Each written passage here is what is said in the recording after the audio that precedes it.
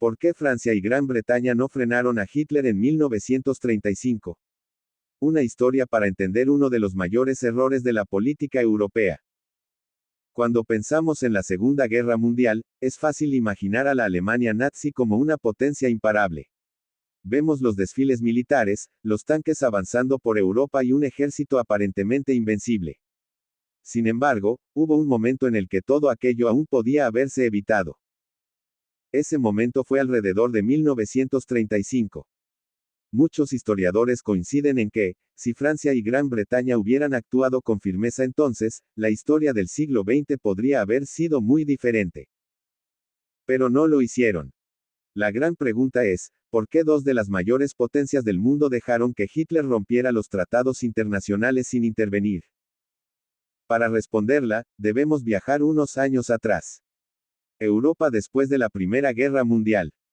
En 1918 terminó la Primera Guerra Mundial.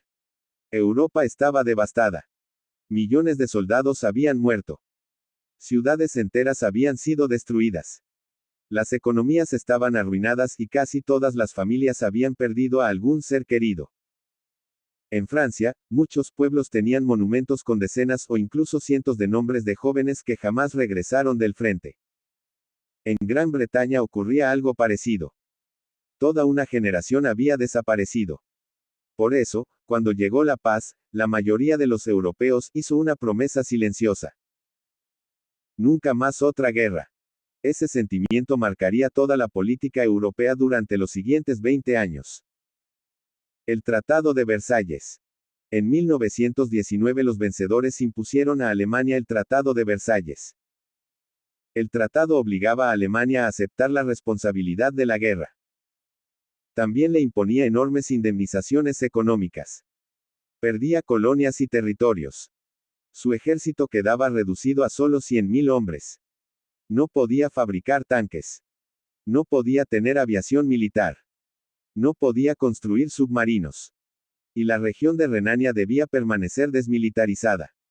Para Francia, estas medidas eran necesarias para impedir otra invasión alemana.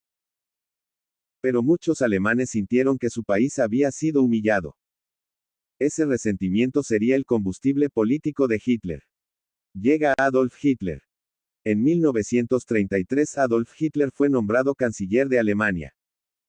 Desde el principio dejó claro que quería destruir el Tratado de Versalles. Sin embargo, fue muy inteligente. No anunció inmediatamente un plan para conquistar Europa. Primero habló de justicia. Decía que Alemania solo quería recuperar su dignidad.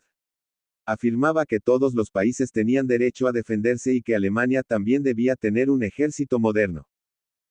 Muchos europeos pensaron que aquello sonaba razonable. No entendían que, detrás de ese discurso, Hitler ya estaba preparando una guerra mucho mayor. Alemania comienza a rearmarse. En secreto, el gobierno nazi comenzó una enorme expansión militar. Se abrieron nuevas fábricas de armas. Se diseñaron modernos tanques. Se desarrollaron nuevos aviones de combate. Miles de jóvenes empezaron a recibir entrenamiento militar. La economía alemana comenzó a girar alrededor del rearme. Oficialmente, muchas de estas actividades estaban prohibidas. Pero Hitler estaba convencido de que Francia y Gran Bretaña no actuarían. Y tenía razón. Marzo de 1935, el desafío abierto. En marzo de 1935 Hitler dejó de ocultarse. Anunció que Alemania recuperaba el servicio militar obligatorio. Además, declaró que el ejército crecería hasta superar los 500.000 soldados.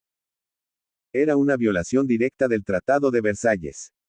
Era un desafío a toda Europa. Francia protestó. Gran Bretaña protestó. La Sociedad de Naciones protestó. Pero nadie hizo nada. Hitler comprobó algo muy importante. Las democracias hablaban mucho, pero actuaban poco. Primera razón, el trauma de la Gran Guerra. Esta fue probablemente la causa más importante. Hoy conocemos la Segunda Guerra Mundial. Pero en 1935 la única gran referencia era la primera. Aquella guerra había sido un auténtico infierno. Las trincheras. El barro. Las enfermedades. El gas mostaza. Los bombardeos. Las cargas suicidas contra ametralladoras. Ningún político quería repetir aquella experiencia. Cuando alguien proponía usar la fuerza contra Alemania, inmediatamente aparecía otra pregunta. ¿Vale la pena iniciar otra guerra? La mayoría respondía que no. Segunda razón, la Gran Depresión. Como si el recuerdo de la guerra no fuera suficiente, el mundo sufrió la crisis económica de 1929. Millones de personas perdieron el empleo. Los bancos quebraban. Las empresas cerraban. Había huelgas y pobreza. Los gobiernos tenían enormes problemas internos. Prepararse para una guerra costaba muchísimo dinero. Muchos pensaban que era mejor dedicar esos recursos a recuperar la economía. Tercera razón, se subestimó a Hitler. Hoy sabemos perfectamente cuáles eran sus verdaderos objetivos.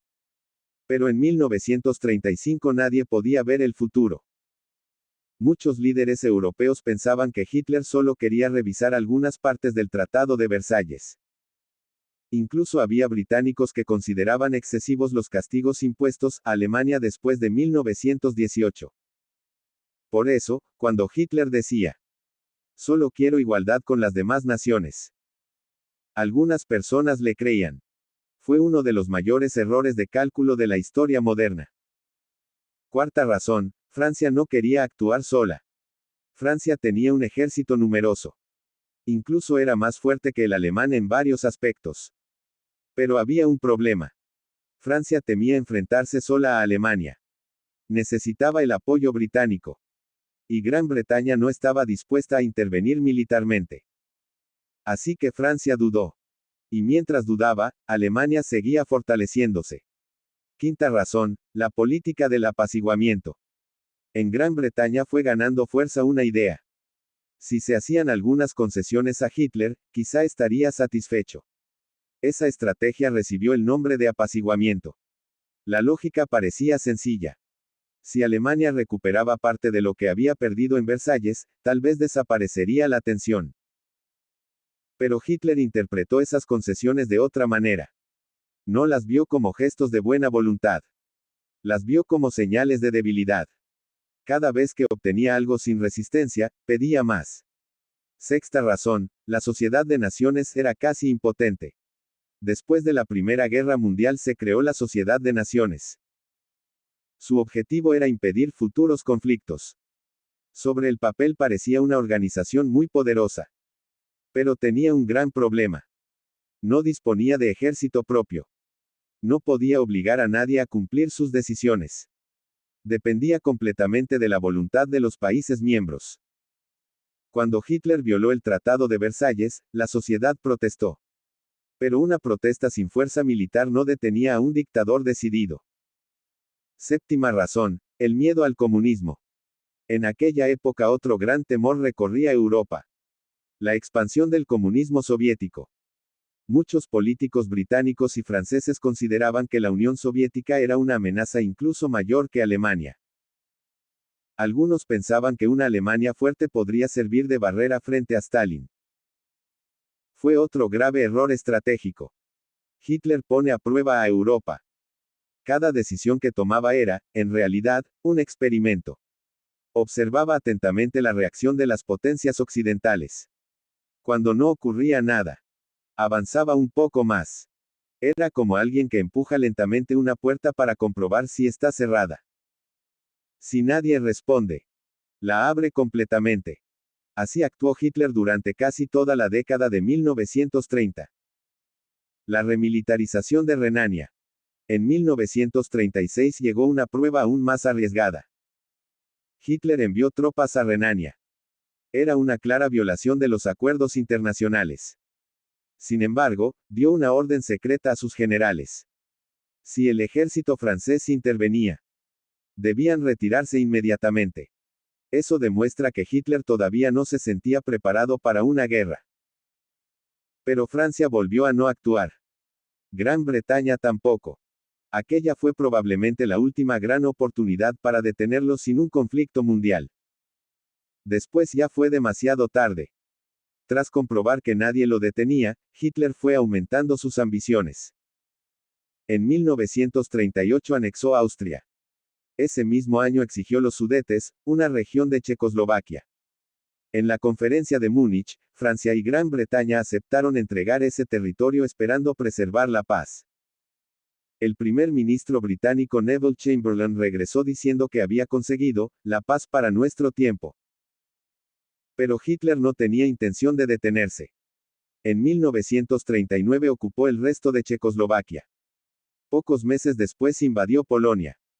Solo entonces Francia y Gran Bretaña comprendieron que habían interpretado completamente mal las intenciones del líder nazi. El 3 de septiembre de 1939 declararon la guerra. La Segunda Guerra Mundial acababa de comenzar. Conclusión. Francia y Gran Bretaña no dejaron actuar a Hitler por cobardía, sino por una combinación de factores que parecían razonables en aquel momento: el trauma de la Primera Guerra Mundial, la crisis económica, la falta de preparación militar, el miedo al comunismo y la esperanza de que las concesiones evitaran otro conflicto. Sin embargo, todos esos factores produjeron el efecto contrario. Cada vez que Hitler comprobaba que nadie respondía a sus desafíos, aumentaba sus exigencias y fortalecía su posición. Lo que en 1935 podía haberse resuelto con una demostración firme de unidad terminó convirtiéndose, 4 años después, en la guerra más devastadora de la historia de la humanidad, con más de 60 millones de muertos y un continente entero sumido en la destrucción.